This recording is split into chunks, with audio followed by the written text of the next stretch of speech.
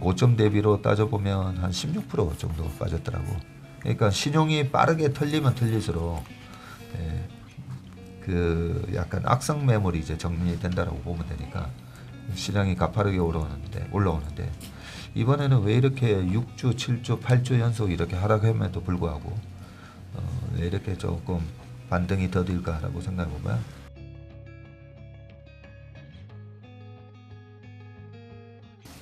자, 5월 19일 목요일 제1호 상무가 풀어주는 미국 시장 채플미 시간입니다. 최상문이 어제 미국 시장이 다시 또 급락을 했습니다.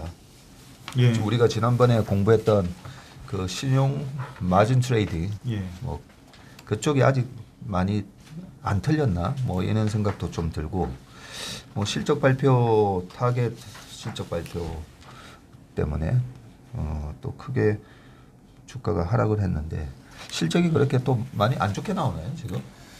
지금 어제 이제 저희가 소비 지표 알아보면서 미국의 소비는 그래도 견조하다는 데이터를 확인을 했는데 문제는 지금 기업들이 겪고 있는 게 비용 관리입니다.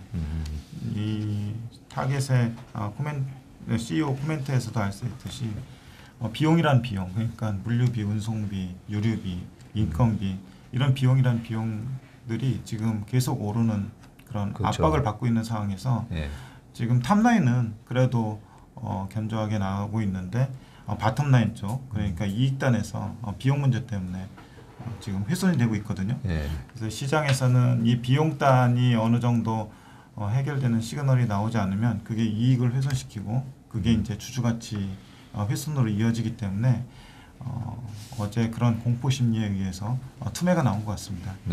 거기에 연결해서 어제 그 마진댓이 그 4월달에 그 4월달치가 발표가 됐는데 그래요?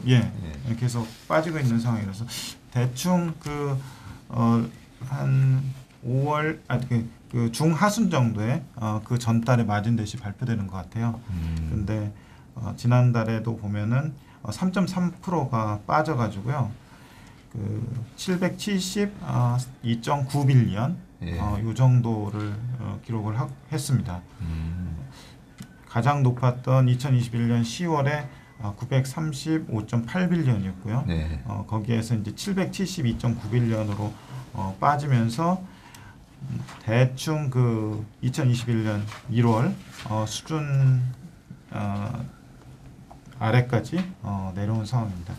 그래서 계속 이 부분이 시장 심리가 취약할 때마다 수급적으로 시장에 압박을 줄 수 있는 그런 요인이 아닐까 싶습니다. 그러니까 지난번에 우리가 이 공부해 볼 때 아직까지 신용 투자에 대한 이 마진대 추이가 조금 더 남은 거 아닌가 그런 약간 우려감이 있었었는데 이번에도 또 추가적으로 3.34% 규모가 더 이제 줄어들었네요. 예, 그렇습니다.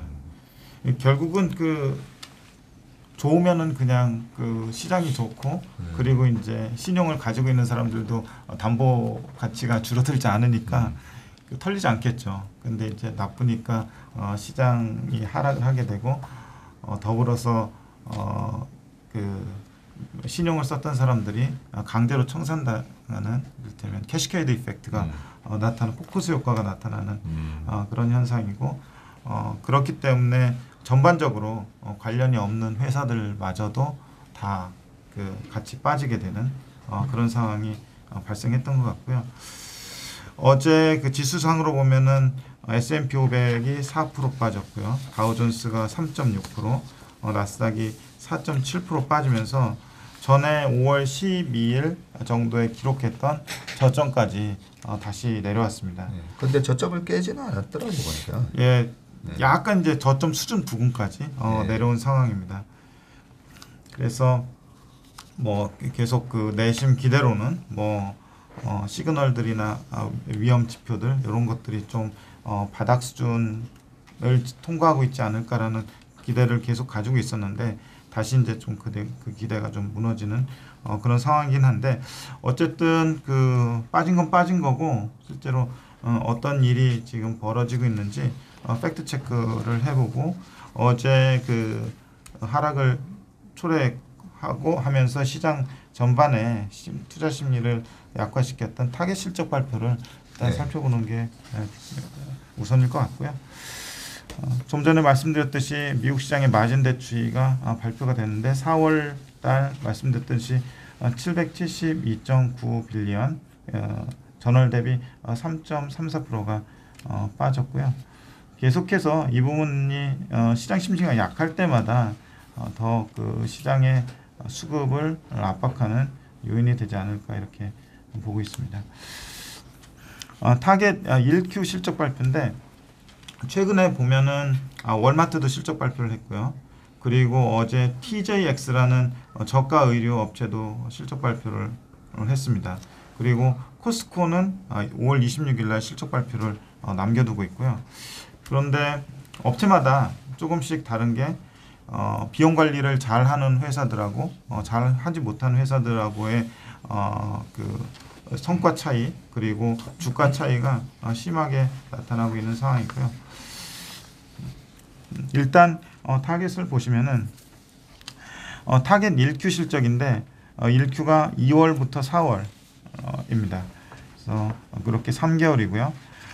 일단 매출단부터 시작해서 큰 덩어리부터 보시면은 매출이 25.17 빌리언이 나왔습니다. 컨센이 24.49 빌리언이어서 일단 탑라인은 컨센 자체를 상회를 했고요. YOY로도 4%가 증가를 했습니다. 그래서 매출단에는 큰 문제가 없었고 그렇게 밀어본다면 소비단에서 그렇게 많이 무너지는 상황이 발생한다고 보기는 어려운 것 같습니다. 요 그 타임라인만 보면은. 그리고 중요한 거는 그 유통업체 중에서 두 개 주요 지표가 방문객 수, 객단가. 그래서 뒤에 이제 같이 표를 보시면은 그 영어 표기는 number of transactions 하고 그리고 average transaction amount 뭐 이렇게 나와 있는데 우리말로 굳이 하면은 방문객 수하고 객단가인데 방문객 수가 3.9%가 늘었습니다. 그리고 객단가는 0.6%가 빠지고 그래서 물건을 사러 오는 사람들이 많아졌는데 평균적으로 그 사간 사람들의 평균 액수는 약간 줄었다.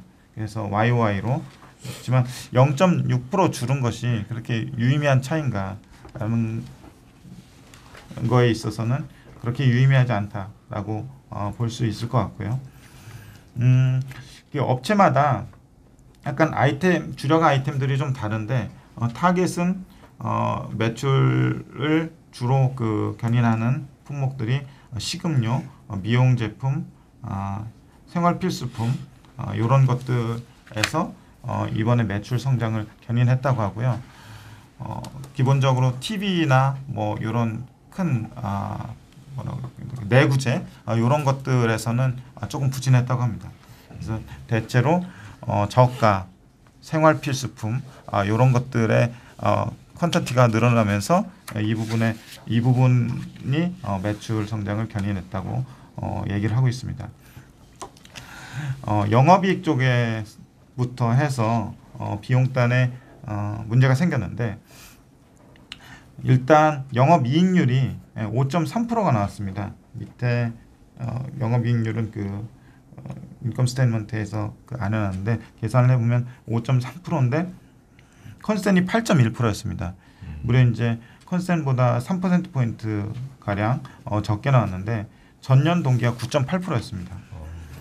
그래서 아까 사업 매출이 YOY로 4% 늘었다고 말씀을 드렸는데 지금 총 비용을 보면은 YOY로 9%가 늘었습니다. 그래서 매출이 4% 늘고 비용이 매출보다 5% 정도 더 늘면서 마진이 크게 훼손됐다. 이렇게 그러네요. 보시면 될 것 같습니다.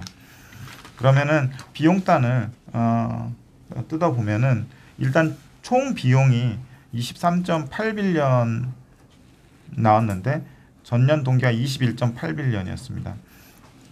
그래서 2빌리언 정도 비용이 많이 나왔고요. YOY로 9.2%가 늘었고 매출 원가하고 판관비가 뭐 비용의 전부다라고 할 수 있는데 매출 원가가 18.5빌리언으로 YOY로 10%가 늘었습니다. 그리고 매출 원가율 자체도 당연히 매출 대비 매출 원가니까 늘 수밖에 없겠죠. 전년 동기가 69%였는데 73.3%로 4.3%포인트가 늘었고요. 그리고 판관비가 4.8빌리언으로 YOY로 5.6% 늘었습니다. 그래서 매출 원가 쪽에서 더 많은 상승이 있었고요. 매출 판관비 쪽에서는 그나마 5% 정도의 상승이 있었습니다. 판관 비율 자체는 전년 동기하고 비슷한 수준인데 매출 늘어나면서 판관 비율이 같이 늘어나는 건 당연한데 판관비의 증가율은 매출 원가율의 증가율보다 조금 덜했다고 보시면 될 것 같고요. 그 회사에서 언급하는 이 비용에 대해서 반복적으로 나오는 그 코멘트들이 결국 물류하고 운송비, 인건비, 유류비 이런 갖가지 비용들이 너무 그 예상할 수 없을 정도로 높게 발생을 해서 이런 결과가 나오게 됐다. 근데 단기적으로 일단 그 인정은 하지만 이게 언제까지 갈지 모르겠다라는 식으로 좀 코멘트를 하고 있고요. 그러면서 올해 그 매출 성장은 한 자릿수 중반 정도 예상을 하고 있는데 이 한 자릿수 중반이 그 5% 내외가 될 수 있는데 시장에서도 매출에 대해서는 그렇게 큰 기대를 하고 있지는 않습니다. 워낙 그 이전에 코로나 시대에 내구재라든지 굿즈의 판매가 컸기 때문에 그거에 따른 역기자 효과를 어느 정도 반영하고 있기 때문에 탑라인에서의 그 시장 컨센서스는 올해 한 3.7% 정도 느는 거로 예상을 했었고요. 그 회사 측 가이던스도 한 자릿수 중반의 성장률을 예상하는 건 어베일러블하다고 리저너블하다고 생각을 하는데 비용단에서 지금 통제가 안 되고 있기 때문에 기존의 그 영업이익률 8%대에서 6%대로 영업이익률 가이던스를 내렸고요. 이것이 역시 향후 비용 통제를 못하게 되면은 이익에 훼손이 있을 거로 생각을 해서 더 큰 그 주가의 하락을 가져왔다고 생각하시면 될 것 같습니다. 순이익단 보면은 영업이익하고 비슷한 결인데요. 결국 순이익에서도 그 전년 동기에 2.1빌리언이 나왔는데 순이익이 1.01빌리언 거의 반토막이 났습니다. 그래서 그 유통업체 같은 경우는 많이 팔아서 적은 마진을 남겨야 되는데 더 많이 팔지 못하는 상황에서 비용이 늘어나니까 이렇게 역 레버리지 효과가 강하게 나타날 수밖에 없는데요. 앞으로 이런 특히 이제 비용 통제 부분에 있어서 관리가 잘 되는 회사하고 관리가 잘 안 되는 회사 그리고 늘어난 비용을 판가에 잘 전가하는 회사, 잘 전가하지 못하는 회사 이런 그 구분들이 시장에서 확실하게 나타날 것 같다는 생각이고요. 계속해서 비용 상승 압력은 지속될 걸로 예상을 하고 있기 때문에 시장에서는 이런 부분들에 초점을 맞춰서 앞으로 실적 발표나 관련 지표들에 더욱 주목을 할 것 같습니다. 마이너한 거지만 밑에 그 배당 같은 경우는 작년 1분기에 0.68달러를 했는데 이번에 0.9달러를 하면서 32.4%를 늘렸습니다. 이익이 좀 감익이 되는 상황에서도 배당은 꾸준히 올리고 있다는데 좀 약간의 주지치라적인 행보를 걷고 있다고 보시면 될 것 같고요. 이게 분기 배당인 거죠? 예, 분기 배당입니다. 분기 배당을 그러면 0.9로 4번 정도 주면 4, 9, 36이니까 3.6달러이고 어제 타겟 주가가 얼마죠? 타겟 주가가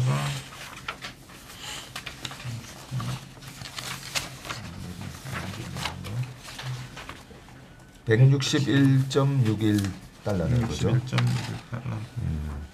36이니까 그러니까 일단 2%좀 넘는 배당 수익률 보여주겠네요. 그러니까. 이와 더불어 그 TJX라는 저가 의류 정리는 못했는데 저가 의류 업체 그 실적 발표가 있었는데 매출은 그 한 자릿수 정도의 그 성장을 보였지만 비용은 매출 증가와 더불어서 크게 안 늘어나면서 어닝이 시장 예상치를 상회하면서 그 주가는 다른 모습을 보였고요. 오히려 플러스 7% 예, 올랐어요. 그렇습니다. 그래서 이 회사는 보니까 이제 매출 컨센이 아까 우리 남주임이 발표한 거 보니까 11.61 빌리언이었는데 11.41 빌리언으로 매출은 컨센을 하회했는데 예. 오히려 EPS는 0.6 예상했다가 0.68이 나오니까 오히려 주가가 7%나 올라가는 그런 모습을 보인 거 보니까 확실히 이 이익이 EPS가 어떻게 나는가에 따라서 굉장히 주가가 예민하게 반응하는데요. 예, 맞습니다. 그리고 그 핵심 팩터로 이제 비용 쪽에서 얼마나 잘 통제가 되고 관리가 되느냐에 따라서 그 이익이 좌우되고 있는 그런 상황입니다.